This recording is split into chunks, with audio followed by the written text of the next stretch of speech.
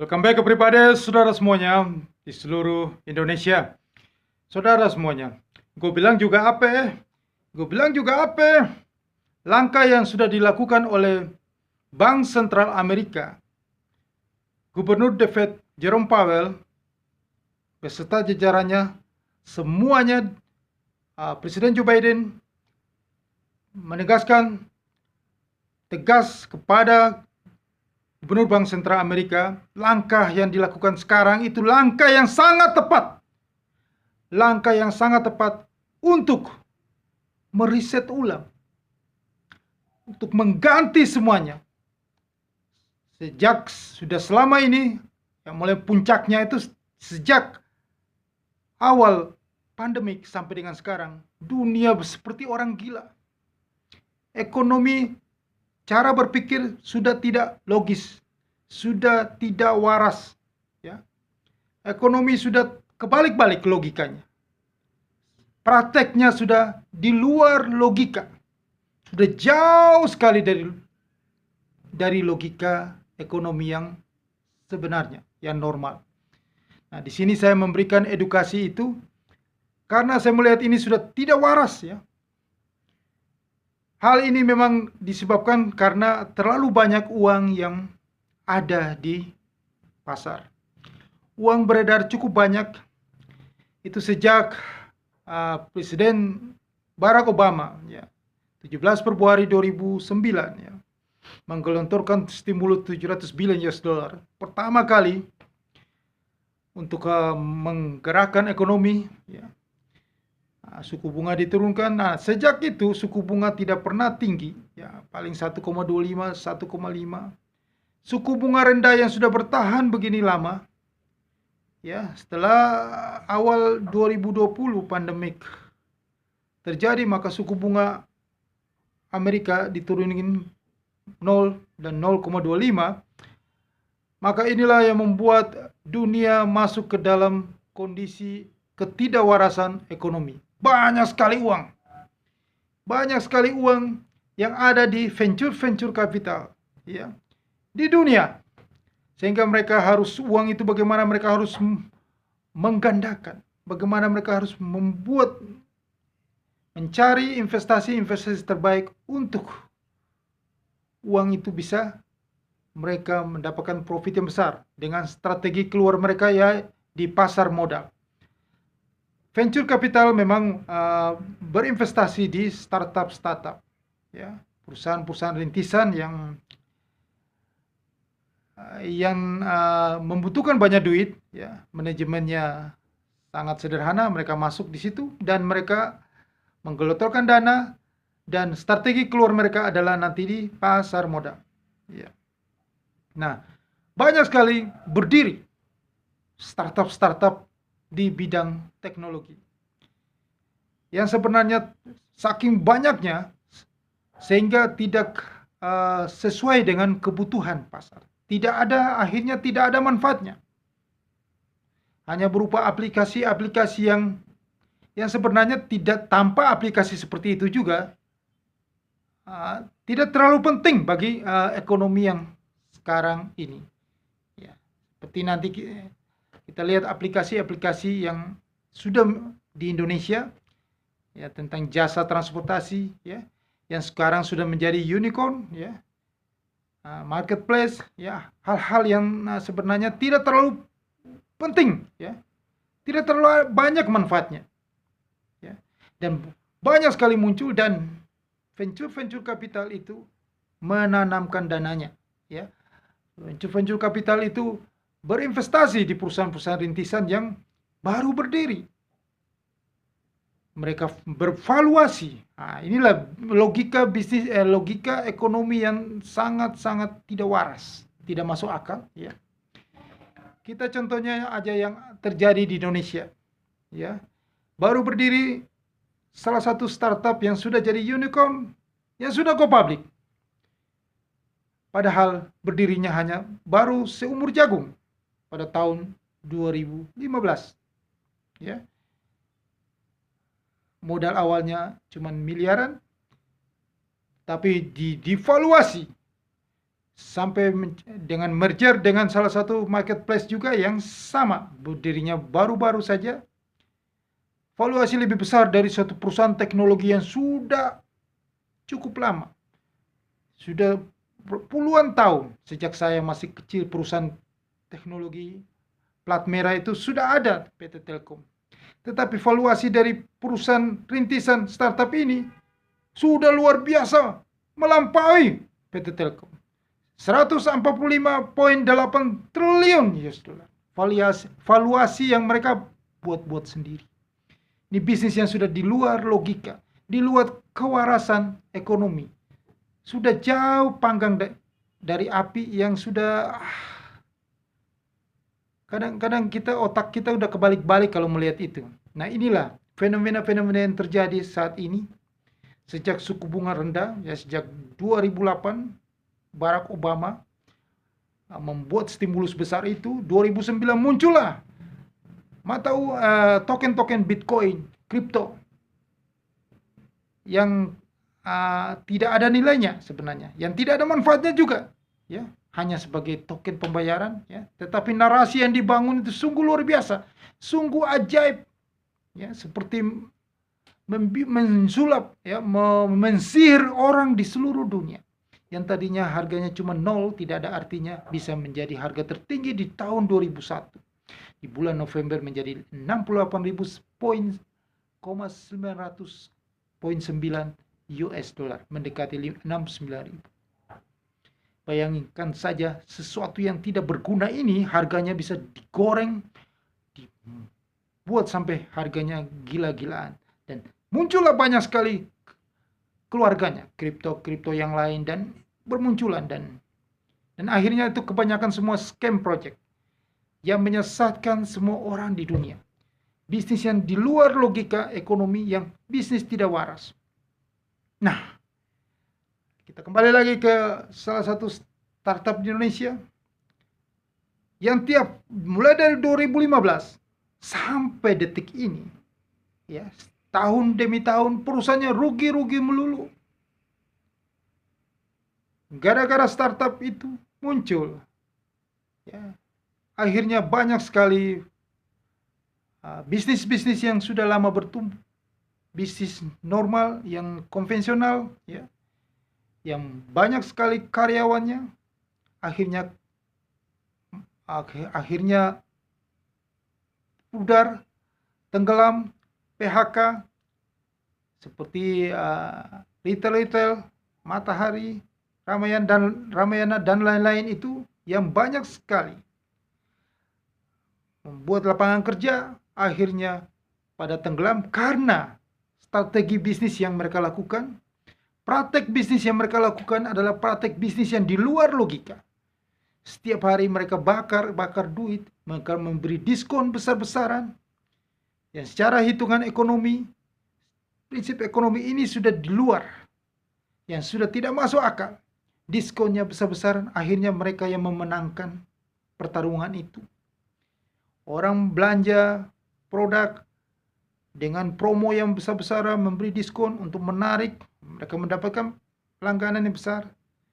Nah, setelah langganan mereka tidak promo, 1 minggu, 2 minggu mereka tidak promo, angka penjualannya menurun lagi. Mereka promo, angka penjualan naik lagi. Begitu terus, akhirnya mereka setiap tahun promo, memberi diskon besar, bakar duit terus.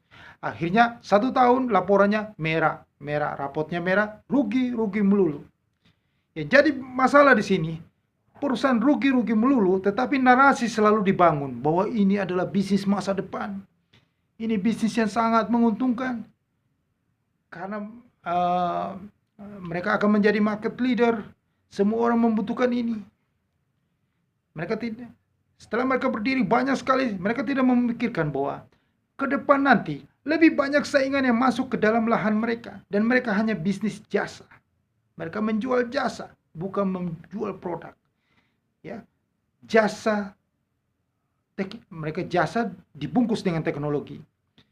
Nah, jasa itu, jika logika ekonomi yang benar, jika banyak sekali saingannya yang masuk, maka strategi yang mereka lakukan, jasa itu kan sesuatu yang tidak kelihatan. Ya, manfaatnya itu pesaing mereka masuk itu menawarkan jasa yang sama dengan mereka. Akhirnya terjadilah perang harga. Akhirnya yang salah strategi yang bisa lebih unggul yang mereka lakukan adalah memberi diskon melulu. Akhirnya keuntungan mereka tergerus terus di saat banyak pesaingnya masuk. Nah, logika. Apakah bisnis seperti ini bisa bertahan di masa depan? Dengan strategi bakar-bakar duit terus. Tetapi para venture capital masuk menanamkan dananya. Itu pun juga venture capital juga menggelor banyak strategi yang mereka keluar hanya di pasar modal. Dan di pasar modal pun mereka hanya berharap jika valuasi harga, mereka membuat valuasi harga supaya mereka bisa pada saat IPO nanti mereka bisa untung cuan di pasar modal. Akhirnya mereka membuat yang tadinya perusahaan yang cuma platform jasa transportasi bisa valuasi harganya 145,8 triliun. Ini sesuatu yang di luar logika. Sampai detik ini saya tidak habis pikir ini logika ekonomi dari mana hitungannya. Ya, saya pikir model begini percuma kita kuliah di Fakultas Ekonomi karena ini sudah hal yang sangat tidak masuk akal. Nah, inilah yang nanti akan dihajar oleh US.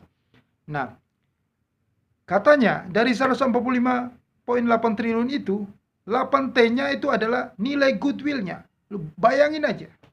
Lu bayangin, perusahaan baru berdiri 2015. Ya, perusahaannya asetnya motor-motor orang. Ya, pinjam motor orang jadi aset. Ya, asetnya apa? Cuma bikin software. Nah, itu sebagai aset mereka, ya, software, ya, teknologi itu yang mereka itu jadi aset yang berwujud itu. Nah, yang tidak berwujud itu mereknya. Katanya mereknya cukup terkenal. Karena lihat ijo-ijo di jalan-jalan, ya, di iklan di mana. Nah, goodwill-nya 8 triliun. 2015 ke 2022 goodwill-nya 8 triliun. Ini sungguh luar biasa di penyulapan, sulap-sulap. Bisnis sulap-sulap yang luar biasa. Ini sangat menyesatkan bagi investor. Ya, investor yang tanamkan uang sebagai venture capital sebenarnya disesatkan oleh mereka sendiri. Ya, sebenarnya mereka rugi dengan uang bakar-bakar duit. Mereka strategi keluarnya di pasar modal menyesatkan dengan valuasi yang tinggi ini supaya mereka bisa menjual harga saham yang cuma dihitung Rp1 menjadi 226. Ada juga satu perusahaan plat merah yang investasi, ya. Ini semuanya ini masuk ke dalam kondisi yang tidak masuk akal, tidak rasional. Perusahaan rugi-rugi terus. Bisa ada perusahaan yang, ya, saya tidak, itu urusan nanti, tapi ada yang mau berinvestasi di perusahaan rugi. Nggak masuk logika saya. Saya pikir Anda juga, kalau Anda masih waras, ini sesuatu yang tidak masuk logika. Ini semua perusahaan besar yang investasi di perusahaan seperti ini, mereka sedang lebih baik mereka pergi taruh uang mereka di kasino. Ini tidak bedanya. Ini berjudi yang. Kalau Anda berinvestasi di perusahaan yang lagi profit, masuk akal. Ini perusahaannya lagi rugi-rugi terus. Anda berinvestasi dan berharap dia profit.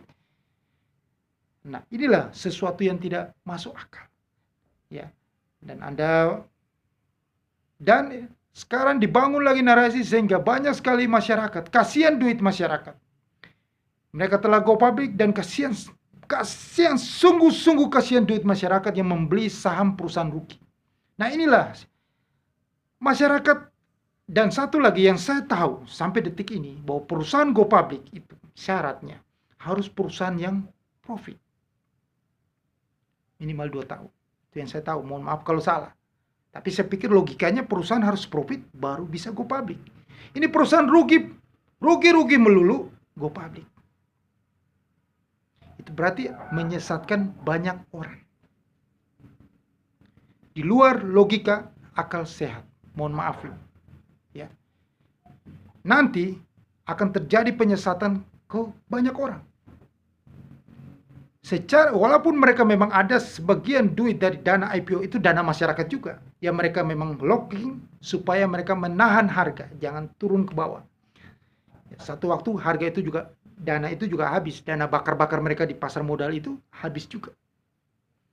Dan dana itu habis. Nanti pada bulan Oktober, bursa Nasdaq terjun bebas ke level 5.000, maka dana bakar-bakar itu tidak kuat untuk membendung harga yang sudah go public itu. Dan harga itu akan menuju ke harga paling rendah yang ditetapkan oleh Bursa Efek Indonesia. Itu logika yang terjadi. Kita bukan bicara ini, tapi memang saya melihat waktu tahun 2000, demamnya lagi boomingnya .com banyak sekali. Karena saya mengenal dunia pasar modal ini sudah tahun 1997. Banyak sekali perusahaan-perusahaan .com gak jelas itu, .com go public. 2003, 2004 hilang semua di Bursa Efek. Waktu itu masih Bursa Efek Jakarta. Hilang, lenyap. Perusahaan-perusahaan .com itu bahkan banyak yang di backdoor listing oleh perusahaan-perusahaan besar, mengganti manajemen. Dibeli oleh perusahaan lain, backdoor listing, terus mengganti core bisnisnya. Bangkrut semuanya. Ya dijual, saya pernah menjual perusahaan .com yang sudah listing di bursa. Cari pembeli, ya hanya cuma ditawarkan 15 M. Siapa yang mau backdoor listing semuanya? Ya seperti itulah. Dan fenomena-fenomena ini selalu di sektor teknologi. Anda bisa lihat berita-berita yang terjadi sekarang di seluruh dunia. Startup yang baru IPO, ya banyak sekali mereka sudah IPO. Mau di Eropa, di Amerika, di Asia, di China juga tidak mampu. Ada nama Leeho yang tidak mampu bayar sewa gedungnya, ya karyawan dan lain-lain. Banyak PHK di Eropa. Ada baru 6 jam yang lalu ada berita startup terbesar di Eropa juga tidak mampu, ada PHK karyawannya juga. Semua kejadian ini terjadi di seluruh dunia. Karena apa? Karena sekarang Bank Sentral Amerika menaikkan suku bunga, kebijakan moneter yang ketat, maka mereka kelimpungan semuanya. Venture capital sekarang lagi bingung mereka. Bagaimana mereka cepat-cepat IPO, strategi keluarnya. Walaupun mereka sudah IPO juga, mereka masih rugi.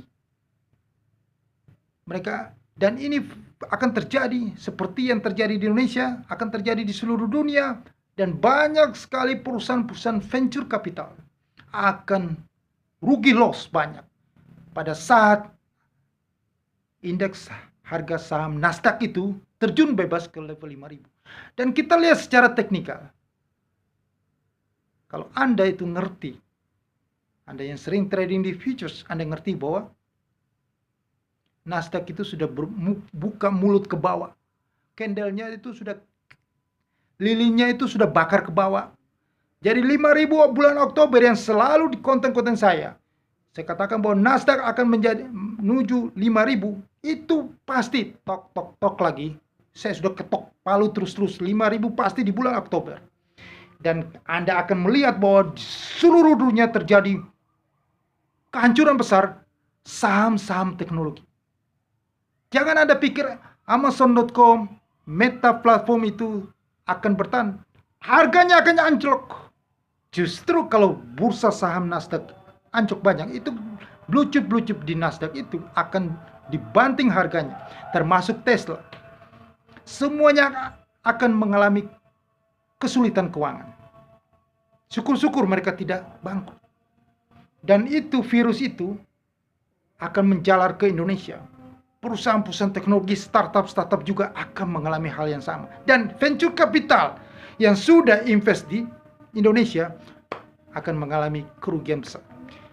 Saya mendengar kabar juga bahwa banyak sekali sudah antri, ya, perusahaan-perusahaan venture capital itu, perusahaan-perusahaan startup itu, ya, ingin sekali go public, ya. Ini informasi dari OJK. Karena mereka mau strategi keluar sekarang. Mereka sudah tahu bahwa dengan suku bunga yang terus tight money policy yang dilakukan oleh Bank Sentral Amerika ini, mau tidak mau mendorong Bank Indonesia juga akan sama menaikkan suku bunga nanti di semester berikutnya, di kuartal terakhir 2022. Dan ini dampaknya luar biasa ke perusahaan-perusahaan teknologi. Nah, dari sinilah konten ini saya mengatakan bahwa Bank Sentral Amerika telah meriset ulang bisnis yang tidak waras itu kembali ke bisnis yang waras, yang normal. Kita harus kembali lagi ke yang sebenarnya, ke logika ekonomi yang sebenarnya. Yang valuasi yang gila-gilaan yang dilakukan oleh venture capital fund manager itu selesai di tahun ini, dan dunia kembali ke ekonomi yang benar, logika yang benar. Ya, Warren Buffett, bapak investasi itu tidak pernah sentuh perusahaan-perusahaan seperti itu, startup teknologi, karena mereka sudah tahu. Bill Gates juga mengatakan bahwa ini adalah teori orang bodoh. Banyak sekali orang bodoh di pasar yang membeli aset dengan harga yang lebih tinggi, berharap orang lain membeli lebih tinggi dari itu. Jika tidak ada yang membeli, maka terjun bebas itu nilai harga aset itu. Venture capital yang sudah IPO, valuasinya dibikin harga yang tinggi sekali, yang 1 rupiah bisa jadi 300 rupiah. Investor dibangun narasi, akhirnya investor membeli harga yang tinggi, berharap ada yang membeli lagi dengan harga lebih tinggi lagi. Jika bursa Nasdaq itu anjlok ke 5.000, kondisi suku bunga yang tinggi, bisakah? Logika ya, kita bicara logika. Jangan terlalu menghayal fantasi yang tinggi, logika saja. Maukah ada orang lain yang membeli harga lebih tinggi lagi? Itu tidak masuk akal. Maka harga itu akan terjun bebas. Hal ini terjadi di seluruh dunia. Bukan hanya di Indonesia, semua akan begitu. Maka startup, perusahaan-perusahaan teknologi itu selesai semuanya. Dunia diriset ulang ke ekonomi yang benar. Nah, inilah yang saya mau sampaikan kepada Anda semua, bahwa memang sesuatu itu yang tidak benar itu akan ada masanya.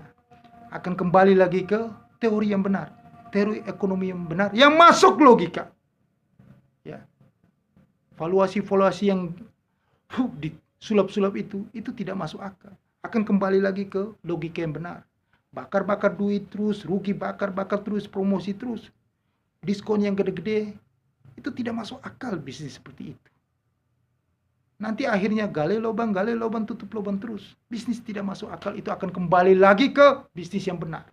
Jadi startup itu sebagian besar di dunia ini akan lenyap. Kembali lagi ke bisnis yang benar, yang kebijakan yang dilakukan oleh Jerome Powell, saya acungin jempol, menyelamatkan dunia dari kehancuran, dari krisis logika, supaya mereka waras semuanya. Jangan lagi yang aneh-aneh berpikirnya. Nggak apa-apa rugi, nanti 5 tahun, 2 tahun untung. Logika dari mana? Proyeksi bisnis bagaimana itu seperti itu? Apakah ini yang diajarin di kampus-kampus ekonomi? Saya rasa nggak pernah itu. Mau buat satu bisnis, investasi di bisnis yang rugi. Oke, semoga ini video bermanfaat bagi Anda semuanya. Supaya Anda berpikir yang waras, pakai logika, ya.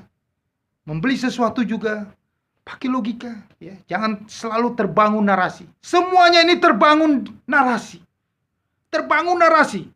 Orang membeli Bitcoin, kripto, itu terbangun narasi. Begitupun juga dengan startup yang akan go public. Terbangun narasi teknologi. Hey, teknologi itu selalu merugikan. Tidak berumur panjang. Anda lihat Nokia, BlackBerry, lenyap. Tesla pun sudah banyak saingan yang lebih murah dari Tesla dan bagus. China, Korea punya mobil.